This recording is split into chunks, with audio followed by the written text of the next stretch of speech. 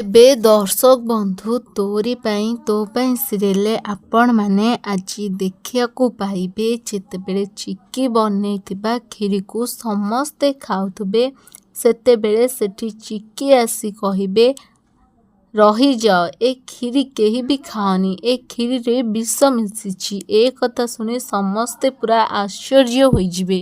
ଏହାପରେ ସେଠିକି ସେତେବେଳେ ରୁହି ବି ଆସିବ। ଏହାପରେ ଜେଜେବାପା କହିବେ ବିଷ ହେଲେ ଖାଇବାରେ ବିଷ କିଏ ମିଶେଇଲା? ଏହାପରେ ଚିକି କହିବେ ଖାଇବାର ବିଷ ରୁହି ମିଶେଇଛି। ଏହାପରେ ରୁହି କହିବ ନା, ଇଏ ତ କେବେ ସତ କହି ହିଁ ପାରିବନି ବାପା।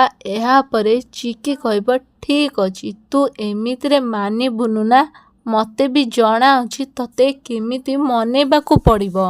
ଏହାପରେ ଚିକି କ୍ଷୀରିକୁ ନେଇ ରୁହି ପାଖକୁ ଯିବେ ଆଉ କହିବେ ମୁଁ ଯଦି ମିଛ କହୁଛି ତାହେଲେ ତୁ ଏ କ୍ଷୀରିକି ଖାଇକି ଦେଖା।